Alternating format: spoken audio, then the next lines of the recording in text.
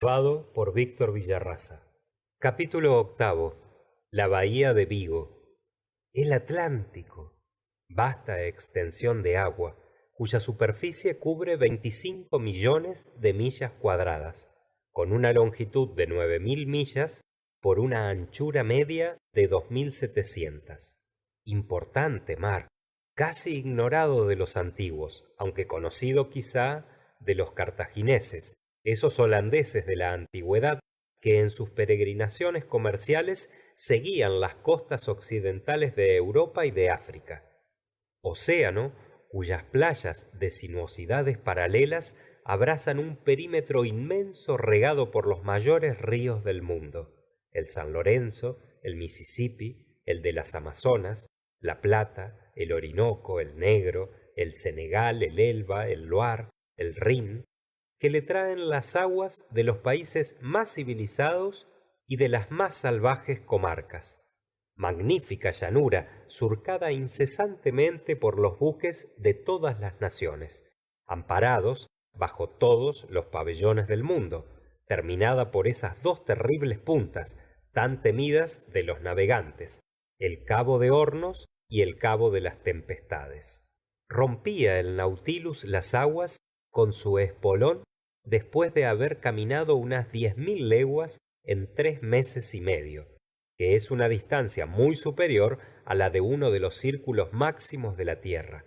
¿A dónde íbamos ahora y qué nos reservaba el porvenir? Salido el Nautilus del estrecho de Gibraltar, se apartó de las costas y volvió a la superficie de las aguas, haciendo posibles nuestros cotidianos paseos en la plataforma. Subí a ella al instante, acompañado de Ned Land y de Consejo. A una distancia de 12 millas aparecía vagamente el cabo de San Vicente, que forma la punta suroeste de la península ibérica. Soplaba del sur un viento borrascoso, la mar era gruesa, levantisca, e imprimía sacudidas violentas de balanceo al Nautilus. Era casi imposible mantenerse en la plataforma, batida por enormes olas a cada momento.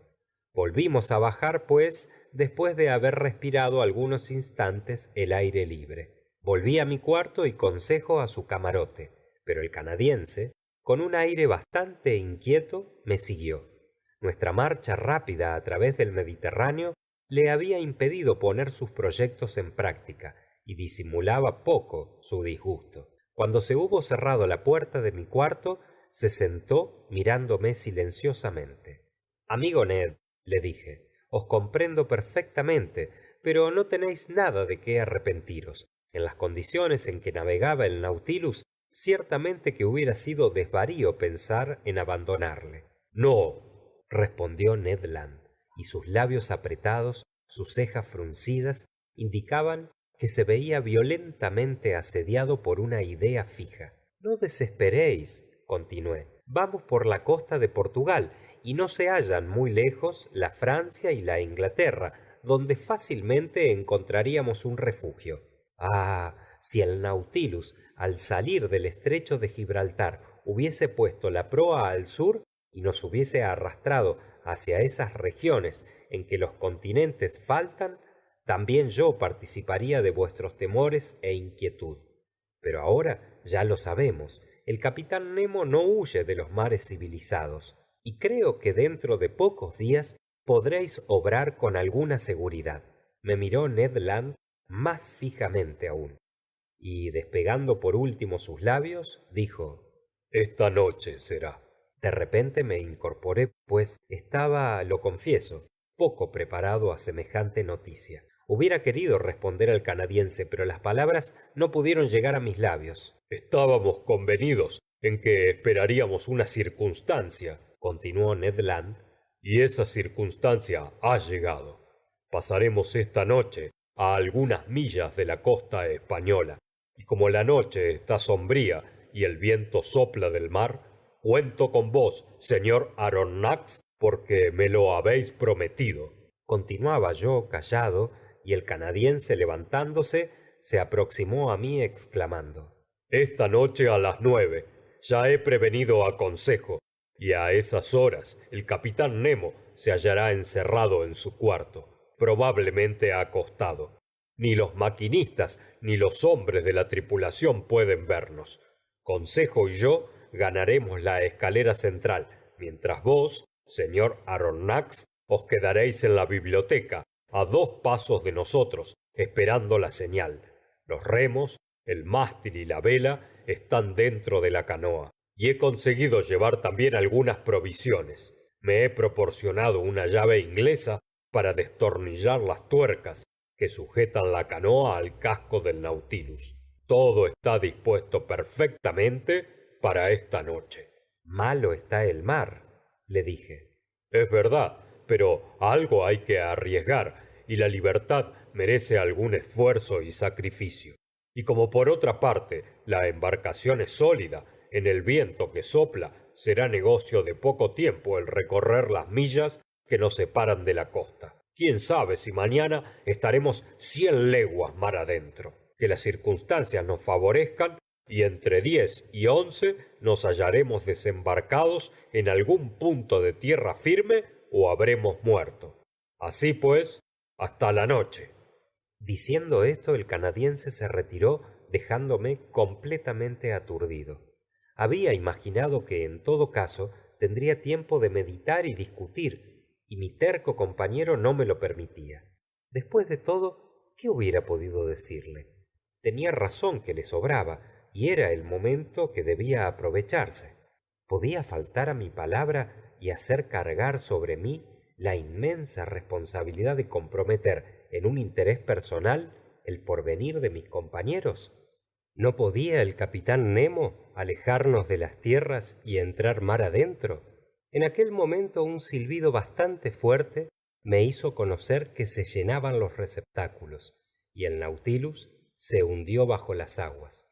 Yo permanecí en mi cuarto porque quería evitar el encuentro del capitán, pues no hubiera acaso podido ocultar a sus ojos la emoción que me dominaba. Triste día pasé de este modo, entre el deseo de volver a entrar en posesión de mi libre albedrío y el sentimiento de abandonar aquel maravilloso Nautilus sin completar mis estudios submarinos. Dejar aquel océano, mi Atlántico, como le llamaba, sin haber observado sus últimas capas, sin haberle arrancado aquellos secretos que me habían revelado los mares de las Indias y el Pacífico. Caía la novela de mis manos en el primer volumen. Se interrumpía mi sueño en el momento más precioso. Qué horribles fueron las horas transcurridas de este modo, viéndome tan pronto en seguridad y en tierra con mis compañeros, deseando otras veces, a despecho de mi corazón, que alguna circunstancia imprevista viniera a impedir la realización de los proyectos de Ned Land.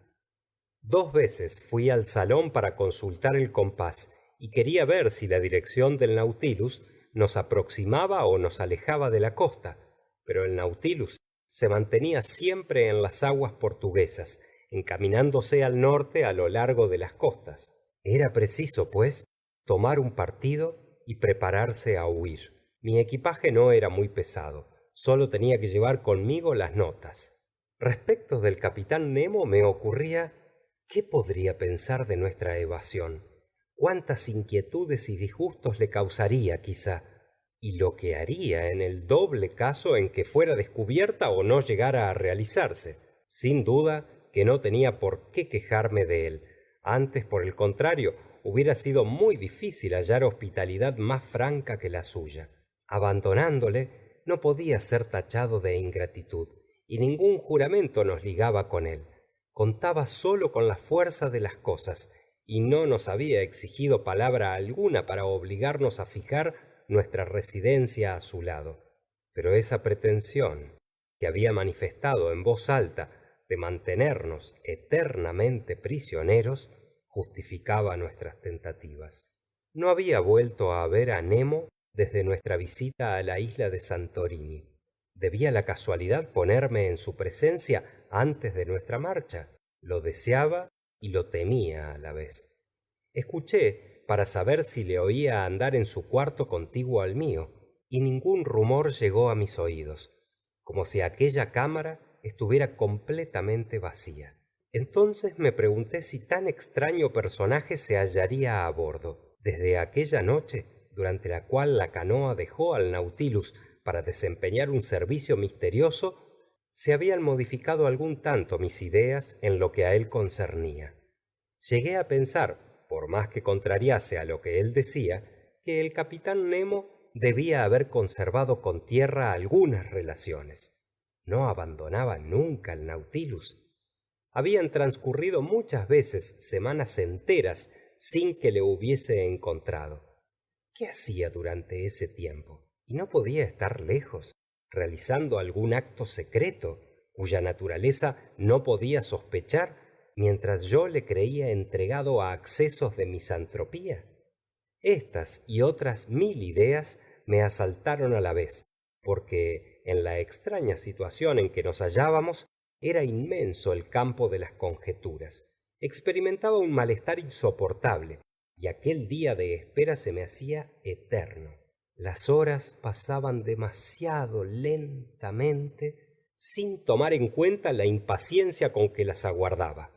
Me sirvieron, como siempre, la comida en mi cuarto, y comí muy mal, hallándome completamente preocupado. Eran las 7 cuando me levanté de la mesa, y ya sólo faltaban 120 minutos, que iba contando, para el momento en que debía reunirme con Ned Land. Mi agitación redoblaba, latiendo con violencia mi pulso.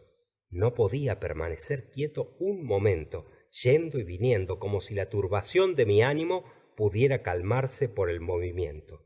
No me atormentaba el temor de sucumbir en nuestra audaz empresa, sino el pensamiento de que pudiera ser descubierto nuestro propósito antes de haber dejado el Nautilus.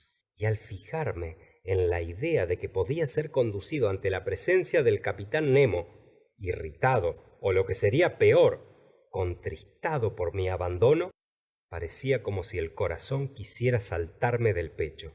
Quise volver al salón por última vez, y dando vuelta a los corredores, llegué al museo, donde tantas horas agradables y útiles había pasado. Miraba todas aquellas riquezas, todos aquellos tesoros, como un hombre en víspera de eterno destierro, que parte para no volver ya más. Aquellas maravillas de la naturaleza, aquellas obras maestras del arte, entre las cuales había estado concentrada mi vida durante tantos días, iban a quedar allí abandonadas para siempre. Bien hubiera querido hacer pasar mis miradas por los cristales del salón a través de las aguas del Atlántico, pero estaban herméticamente cerrados, y me separaba del océano, que no conocía todavía, una cortina de acero. Recorriendo de este modo el salón, llegué cerca de la puerta abierta en la pared achaflanada, que se abría hacia la alcoba del capitán, y con gran asombro mío hallé aquella puerta entreabierta, lo que me hizo retroceder involuntariamente. Si el capitán Nemo se hallaba en su cuarto, podía verme sin duda, y con todo eso, no oyendo rumor alguno, me aproximé. Aquel cuarto se hallaba desierto.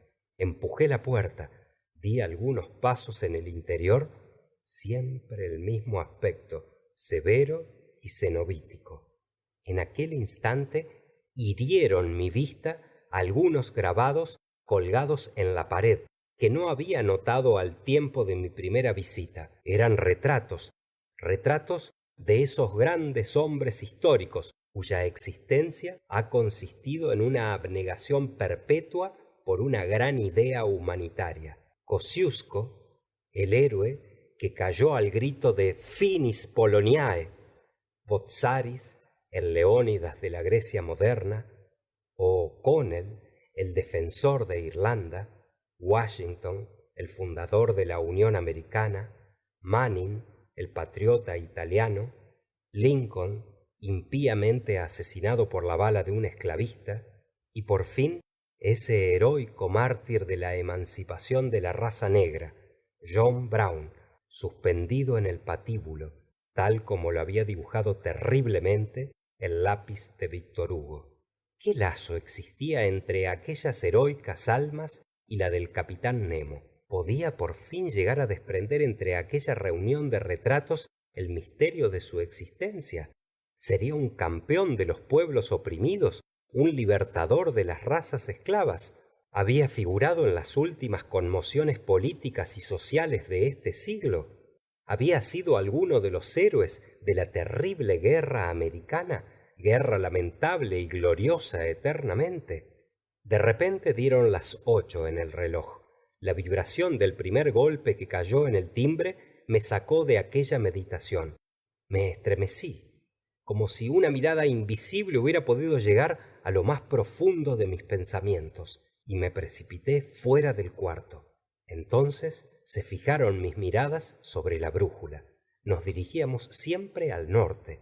La corredera indicaba una velocidad moderada y el manómetro una profundidad de 60 pies próximamente.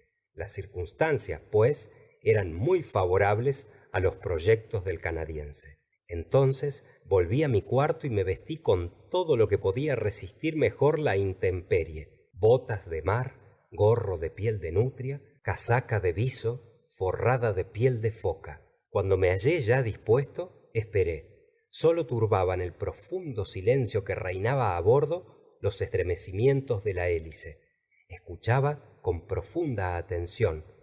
¿No llegaría algún ruido de voces a indicarme de repente que Ned Land acababa de ser sorprendido en sus proyectos de evasión?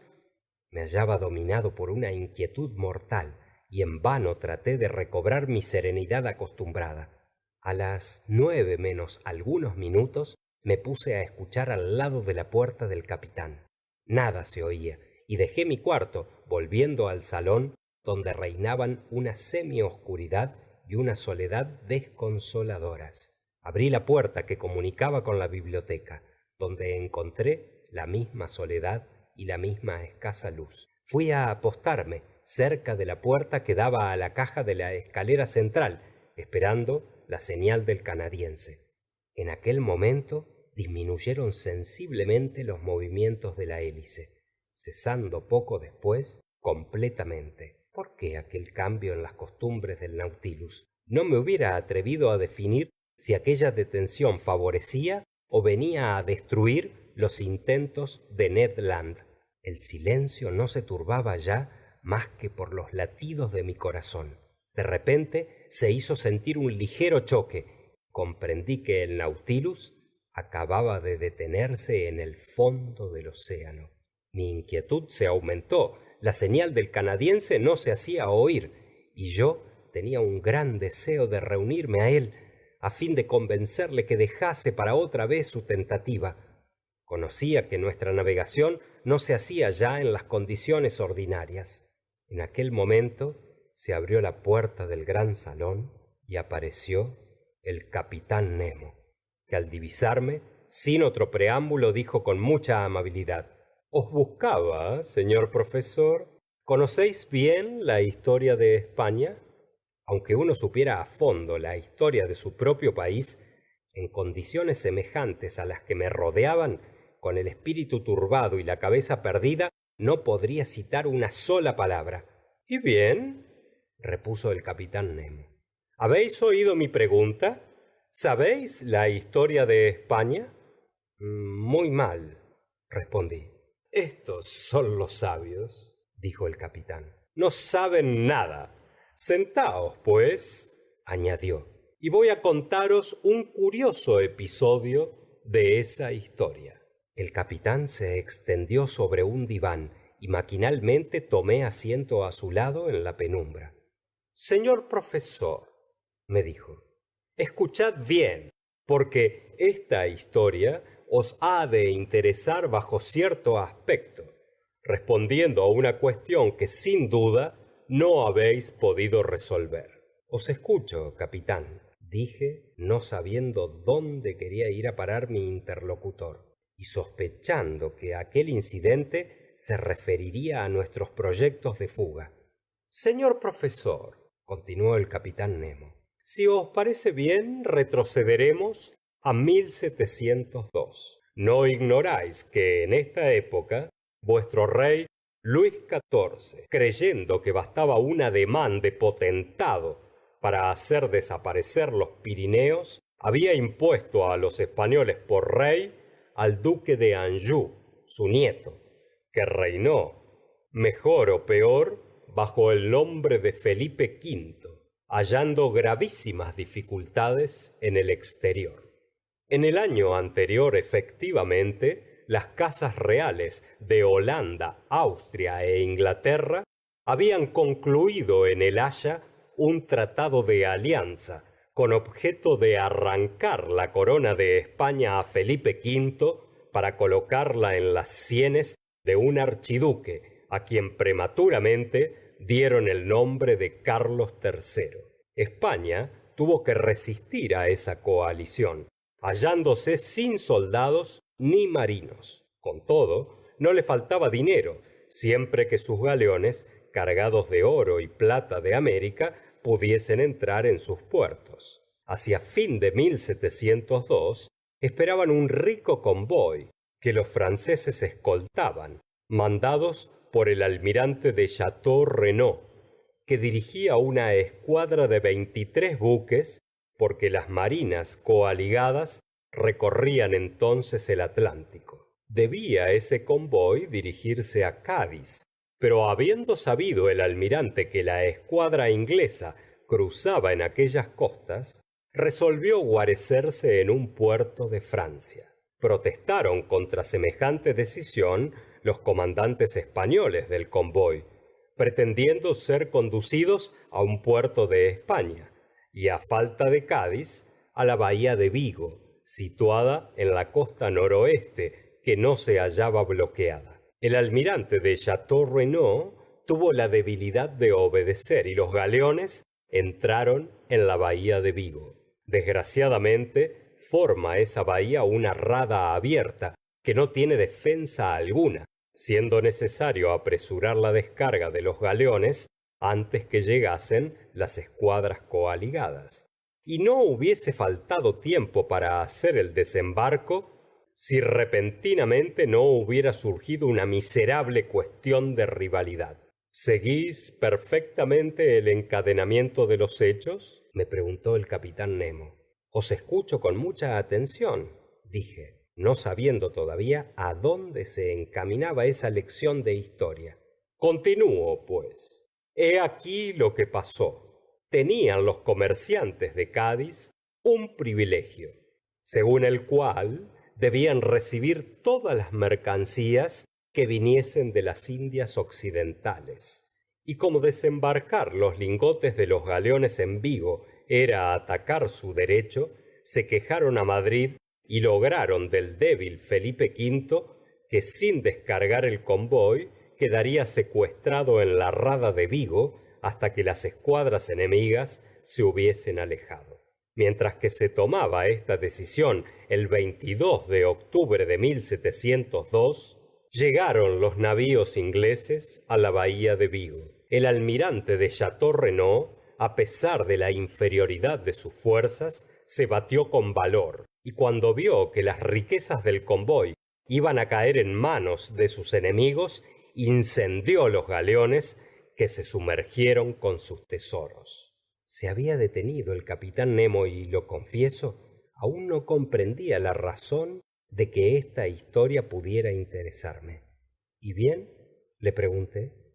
¿Y bien, señor Aronnax?, me respondió el capitán Nemo. Estamos ahora en la bahía de Vigo y podéis penetrar por vos mismo sus misterios.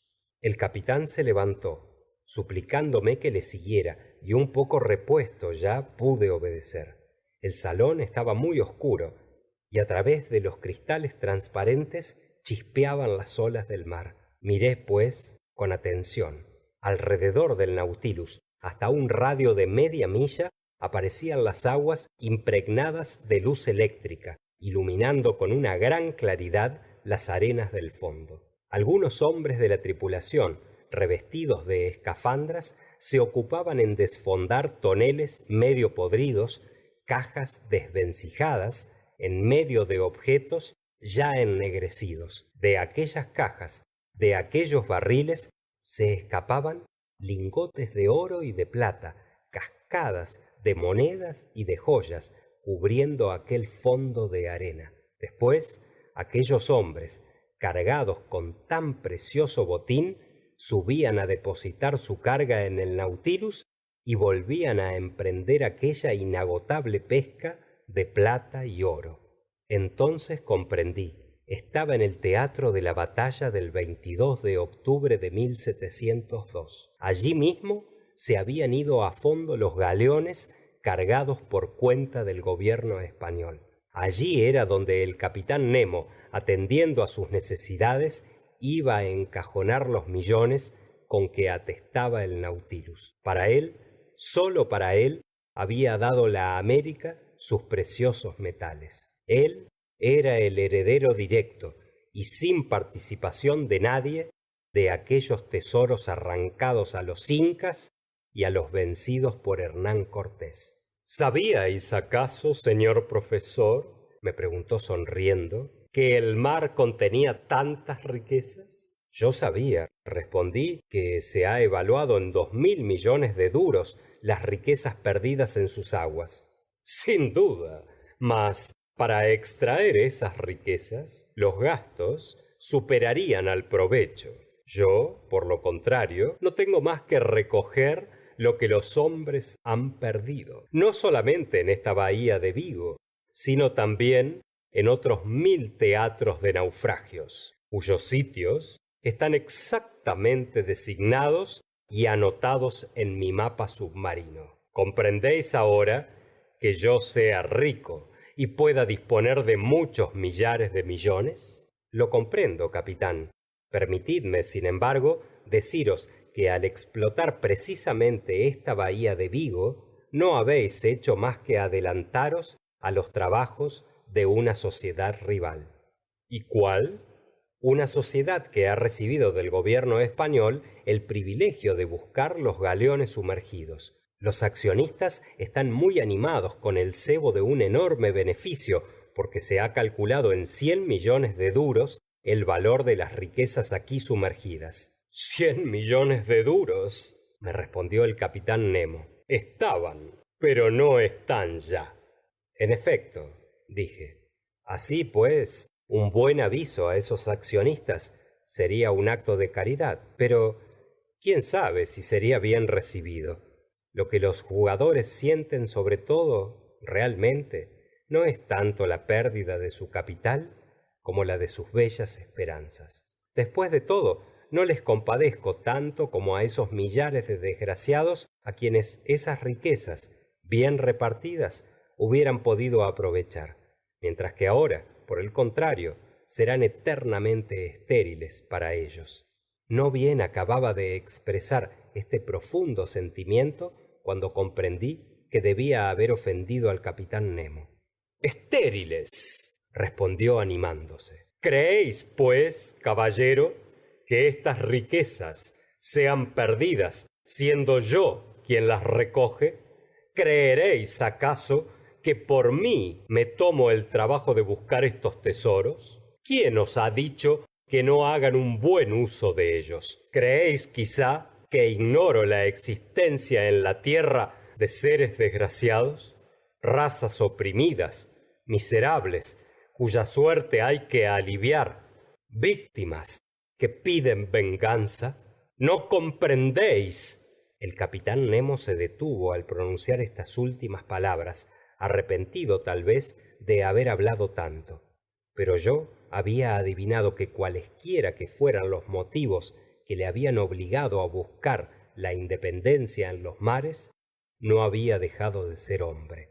Su corazón palpitaba aún con los sufrimientos de la humanidad, y su inmensa caridad se extendía tanto a las razas esclavas como a los individuos. Y comprendí entonces a lo que estaban destinados aquellos millones enviados por el capitán Nemo cuando el Nautilus navegaba en las aguas de Creta insurreccionada. Fin del capítulo 8.